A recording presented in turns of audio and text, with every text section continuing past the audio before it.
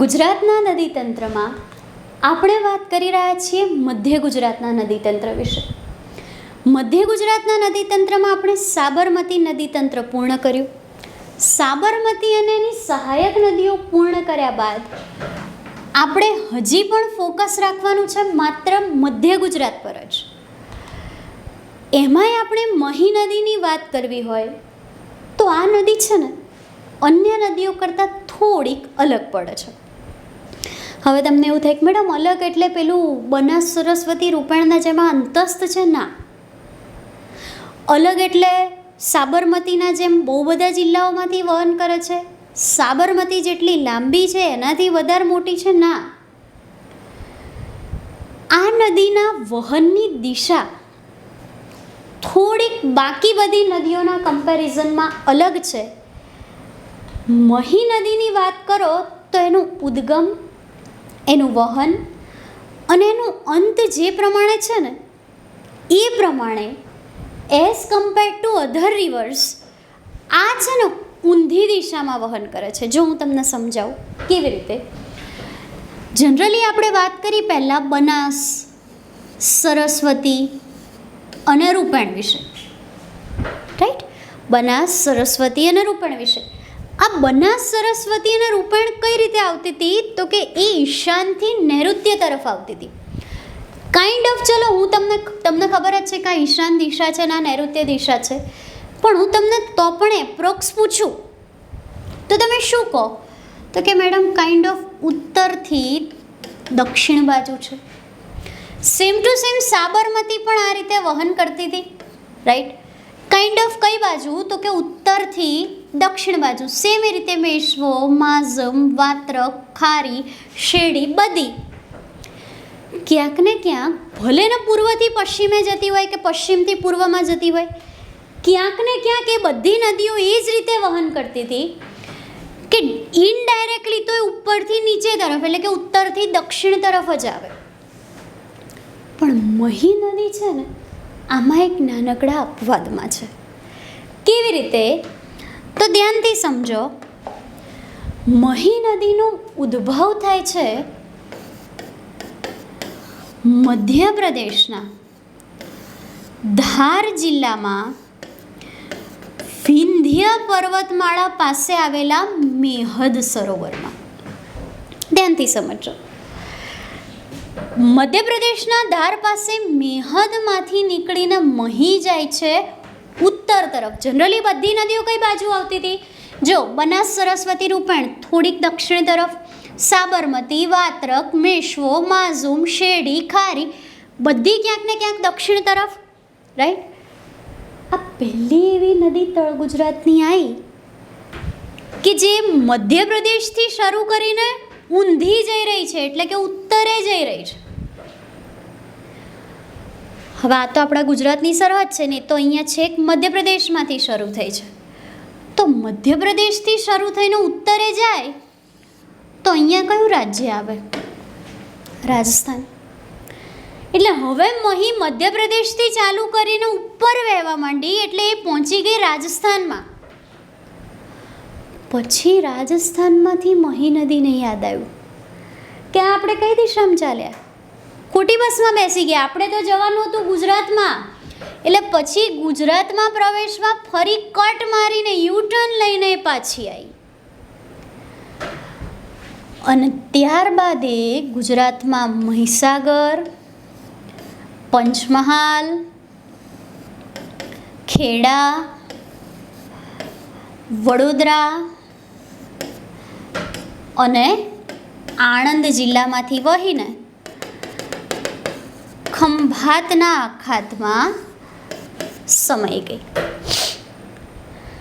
તો આ પ્રમાણે મધ્યપ્રદેશના ધારમાંથી નીકળેલી મહી નદી ઉત્તરે રાજસ્થાનમાં જશે, ત્યાંથી પાછું ટર્નિંગ લઈને મહીસાગર, પંચમહાલ, ખેડા, વડોદરા અને આણંદમાં થઈને ખંભાતના અખાતમાં સમાઈ જશે. આ મહી નદીની વાત કરીએ આપણે આગળ. તો મહી ગુજરાતમાં મધ્ય ગુજરાતની સૌથી મોટી નદી કહેવાય છે. કેમ મધ્ય ગુજરાતની?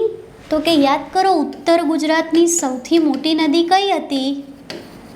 બનાસ. અપની ગલી મેં કુત્તા ભી શેર.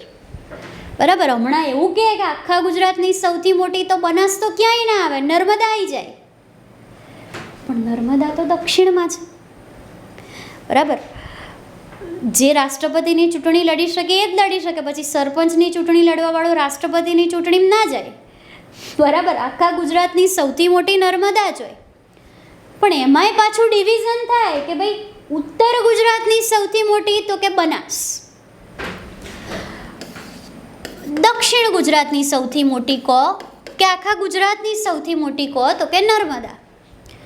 એવી જ રીતે ઉત્તર ગુજરાતને દક્ષિણ ગુજરાતને અલગ કર્યા તો મધ્ય ગુજરાતની પણ સૌથી મોટી નદી કોક હશે, એ છે મહી. આ મહી નદીનું એ રીતે વહન થાય છે કે બે વાર છે ને કર્કવૃતને છેદે. કેમ? તો કે યાદ કરો, હમણાં જ મેં વાત કરી, મધ્યપ્રદેશના ધારના મેહદ પાસેથી મહી નીકળીને વહેવું જોઈતું હતું એણે કાઇન્ડ ઓફ પશ્ચિમે અથવા તો થોડાક દક્ષિણે, જનરલી અન્ય નદીઓના જેમ. પણ આ કેમ ગઈ? ઉત્તરમાં ગઈ, રાજસ્થાનમાં ગઈ, ત્યાં આગળ બાંસવાડાના મેદાનોમાં પ્રવેશી અને ત્યાંથી પછી યુટર્ન લઈને પાછી આવી મહીસાગર ને પંચમહાલ ને ખેડા ને વડોદરા ને આણંદમાં વહેવા, ગુજરાતમાં. તો જે દરમિયાન મહીએ પોતાનું ઓરિજિનલ રૂખ છોડીને ઊંધો રૂખ પકડ્યો ને, મધ્યપ્રદેશથી રાજસ્થાન ને રાજસ્થાનથી ગુજરાત, એ દરમિયાન મહી નદી બે વાર કર્કવૃતને ઓળંગે છે. એક મધ્યપ્રદેશમાંથી રાજસ્થાનમાં જતા સમયે અને બીજું રાજસ્થાનમાંથી ગુજરાતમાં પ્રવેશતા સમયે. કારણ કે તમારા પાસે જે કર્કવૃત છે એ કર્કવૃત તો આ રીતે જ છે. હવે એમાં કર્કવૃતનો શું વાંક?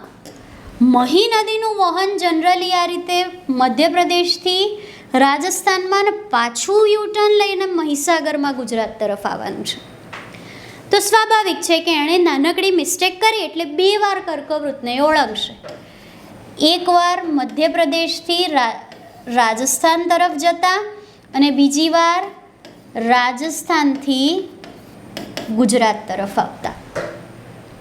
તો આ હિસાબે પ્રશ્ન પૂછાય કે ભાઈ ભારતની કઈ નદી એકમાત્ર એવી છે કે જે એક સાથે બે વાર કર્કવૃતને છેદે? બરાબર. એક જ નદી કઈ એવી કે જે કર્કવૃતને બે વાર પોતાના માર્ગમાં ઓળંગે? તો કે એ નદીનું નામ છે મહી નદી. આ મહી નદીના અલગ અલગ નામ છે. જેમ કે અલબરુની નામનો જે વ્યક્તિ હતો એણે મહીને મહિન્દ્રી કીધું છે, જ્યારે ટોલેમી મહીને શું કહેતા? તો કે ટોલેમીના ભાગ સ્વરૂપે એ મહીને મોફિસ કહેતા. નેક્સ્ટ વાત કરીએ તો સાબરમતી. જો મહી નદીની એક વિશેષતા શું છે? તો કે ગુજરાતની મધ્ય ગુજરાતની સૌથી મોટી. બનાસ હતી તો એ ગુજરાતની ઉત્તર ગુજરાતની સૌથી મોટી. નર્મદા હતી એ તો આખા ગુજરાતની સૌથી મોટી હોય, તો સ્વાભાવિકપણે દક્ષિણ ગુજરાતની તો એ જ સૌથી મોટી થાય. પણ કેવી મોટી? મોટી બોલે તો જળજથ્થામાં, ક્ષેત્રફળમાં જે વધારે મોટી હોય તે આ જે મહી નદી છે એ લાંબી નહીં, મોટી છે. કેવી? મધ્ય ગુજરાતની. પણ જો એની સામે મોટીના બદલે એક શબ્દ ઉમેરાઈ જાય કે લાંબી, તો લંબાઈમાં તો ધી બોસ કોણ રહેશે? સાબરમતી. કારણ કે ગુજરાતમાં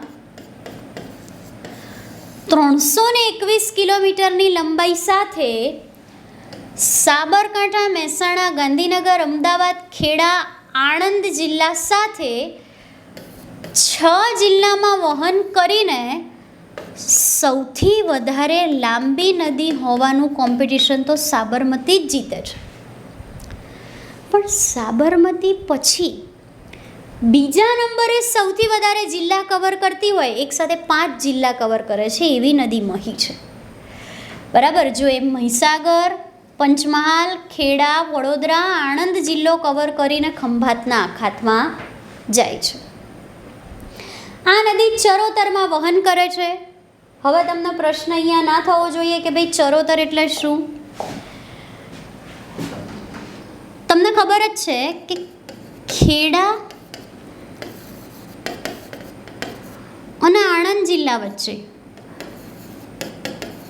ખેડા જિલ્લામાં શેરડી નદી કિનારે જે નડિયાદ છે અને આણંદ જિલ્લાના જે 80 કિલોમીટરના વચ્ચેના પટ્ટા છે, એમાં ખેડા અને આણંદ જિલ્લા વચ્ચેનો જે પટ છે, જેમાં શેરડી નદીથી આણંદમાંથી વહેતી મહી નદી વચ્ચેનો એ પ્રદેશને કહેવાય છે ચરોતર.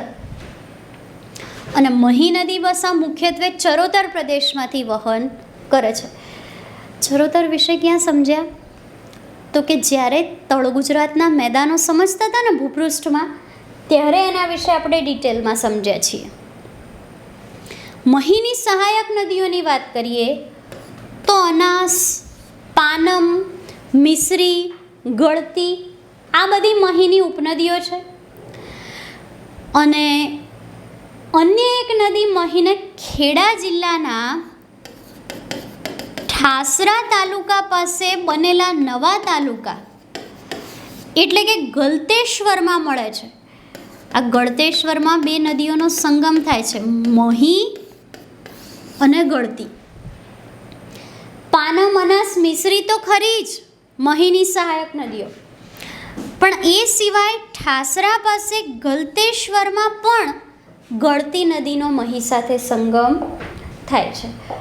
ઘણા બધા દર્શનાર્થીઓ માટે આ ગળતેશ્વર બહુ મહત્ત્વનું સ્થાન છે. એ જગ્યા તમને ખબર જ છે કે ભાઈ સોલંકી યુગનું પ્રાચીન શિવાલય છે, એટલે ધાર્મિક દ્રષ્ટિએ પણ એટલી મહત્ત્વની છે. અને ગુજરાતમાં એવી અમુક જ જગ્યાઓ છે કે જ્યાં આગળ સ્નાનનું મહત્ત્વ છે. ધાર્મિક સ્નાનનું મહત્ત્વ તો આપણે જોઈએ તો મોસ્ટલી બધી નદીઓમાં થતું હોય, કારણ કે નદીઓને આપણે પૂજનીય ગણીએ છીએ, લોકમાતાનો દરજ્જો આપીએ છીએ, જીવાદોરી આપીએ છીએ. પણ ભૌગોલિક રીતે બી પછી નાહવાનું સ્થાન કે સંગમ થવો જોઈએ ને. તમે વહેતી નર્મદામાં નાહવા પડો તો એવી રીતે ના નવાય. એટલે નાહવા માટે કે પછી યોગ્ય કોઈ ધાર્મિક કામ અર્થે શ્રેષ્ઠમાં શ્રેષ્ઠ જગ્યા જો મધ્ય ગુજરાતમાં કોઈ થતી હોય તો એ છે ગળતેશ્વર. મહી નદી મધ્યપ્રદેશના ધારથી નીકળી રાજસ્થાનના બાંસવાડાના મેદાનોમાં ગઈ, ત્યાંથી મહીસાગર, ખેડા, પંચમહાલ, વડોદરા, આણંદ કવર કરીને ખંભાતના અખાતમાં તો આવી ગઈ. પણ આ મહી નદી પાનમ, અનાસ, મિસરી અને ગળતી જેવી સહાયક નદીઓ સાથે કયા કયા ડેમ ધરાવે છે એ પ્રશ્ન બહુ મહત્ત્વનો થાય. કારણ કે મહી નદી એવી જગ્યાએ આવેલી છે કે જ્યાં આગળ તાપ વિદ્યુત મથકની રચના થઈ શકે. જેમ કે જો મહીસાગર જિલ્લામાં બાલાસિનોર પાસે વણાકબોરી જે છે ને તાપ વિદ્યુત મથક છે, અને મહીસાગર જિલ્લામાં સંતરામપુર પાસે જે છે કોડાણા એ જળ વિદ્યુત મથક છે. મહી નદી જે જગ્યાએ સમુદ્રમાં સંગમ પામે એટલે કે ખંભાતના અખાતમાં ઠલવાય. આપણે જરાક આ મેપમાં જોઈએ. મહી નદી આ રીતે મહીસાગર જિલ્લામાંથી વહીને પંચમહાલ, વડોદરા, ખેડા અને આણંદના માધ્યમથી ખંભાતના અખાતમાં જશે. તો જ્યારે ખંભાતના અખાતમાં ઠલવાય છે ત્યારે એની ઉત્તરે આણંદનું એક બંદર છે ખંભાત, અને એની દક્ષિણે ભરૂચનું એક બંદર છે કાવી. બરાબર. એટલે સમુદ્ર સંગમ પામે છે ત્યાં ઉત્તરમાં છે ખંભાત અને દક્ષિણમાં છે કાવી. અને છેલ્લે મહી નદી એવી જગ્યાએ પોતાનો પહોળો પટ બનાવી દે છે કે જે જગ્યા વહેરાની ખાડી તરીકે ઓળખાય છે, કે જ્યાં આગળ 70 કિલોમીટર જેટલી ભરતીની અસર રહી શકે. અને એટલા માટે જે નદીના 2 પટમાં એવું કહેવાય છે કે સામસામેથી એકબીજાને જોઈ બી ના શકાય. દરિયા જેવું સ્વરૂપ ધારણ કરી લે આણંદમાં વહોરાની ખાડી પાસે. અને એટલે એ જગ્યાને કહેવામાં આવે છે મહીસાગર. તો આ હિસાબથી આ થઈ ગઈ તમારી મુખ્ય નદી મહી નદી. મહી નદી વિશે મોસ્ટલી બધી ઇન્ફોર્મેશન આપણે લઈ લીધી. મહી નદીમાં એક યોજના છે રાસ્કા વિહાર. યાદ રાખજો, જેમ સાબરમતી સાથે સંકળાયેલી યોજના છે ને રિવરફ્રન્ટ યોજના, એમ મહી નદી સાથે સંકળાયેલી યોજના છે રાસ્કા વિહાર, જે મધ્ય ગુજરાતના પ્રદેશોને પાણી પૂરી પાડતી કેનાલ પરિયોજના છે. મધ્ય ગુજરાતની નદીઓમાં આપણે સાબરમતીથી શરૂઆત કરેલી. સાબરમતી પછી આપણે વાત કરી મહી નદીની. મહી નદી પછી હવે નેક્સ્ટ આવે છે મધ્ય ગુજરાતમાં વિશ્વામિત્રી નદી. આ વિશ્વામિત્રી નદી એક્ઝેક્ટલી તમને ખબર છે ક્યાંની મુખ્ય નદી છે? તો કે એ નદી છે મુખ્યત્વે વડોદરાની. વિશ્વામિત્રી નદીનો ઉદ્ભવ થાય છે પંચમહાલમાં પાવાગઢના ડુંગરમાંથી. પાવાગઢના ડુંગરમાંથી વિશ્વામિત્રી નીકળે તો છે, પણ આ વિશ્વામિત્રીનું મુખ્ય વહન ક્યાં છે? તો કે વડોદરા જિલ્લામાં. વડોદરા જિલ્લામાં મુખ્ય વહન કર્યા બાદ વિશ્વામિત્રીનું શું થાય છે? તો જ્યારે વિશ્વામિત્રી વડોદરામાંથી વહન કરી લે ને, ત્યારે વડોદરા પાસે જ વડોદરામાં એક તાલુકો છે કરજણ. એ કરજણ તાલુકાના પિંગલવાડા પાસે નજીકથી આવતી એક નદી એને મળે છે ઢાઢર. તો વિશ્વામિત્રી શું કરશે? પોતાનું પાણી આપી દેશે ઢાઢરને. એટલે વિશ્વામિત્રીનું પાણી હવે ઢાઢરમાં સમાઈ ગયું, અને વિશ્વામિત્રીનું પાણી ઢાઢરમાં સમાયું એટલે ઢાઢર વિશ્વામિત્રીનું પાણી લઈને ક્યાં જશે? ખંભાતના અખાતમાં. આ હિસાબથી તમે એવું કહી શકો કે ભાઈ વિશ્વામિત્રી નદી જે છે એ એવી એક જ નદી છે કે જે પંચમહાલમાં પાવાગઢમાંથી નીકળે છે. મુખ્ય નદી છે. મુખ્ય નદી હોય તો એણે અન્ય નદીનું પાણી પોતે લઈને ખંભાતના અખાતમાં જવું પડે ને. એના બદલે વિશ્વામિત્રી નદીનું પાણી કોણ લઈ લે છે? ઢાઢર. બરાબર.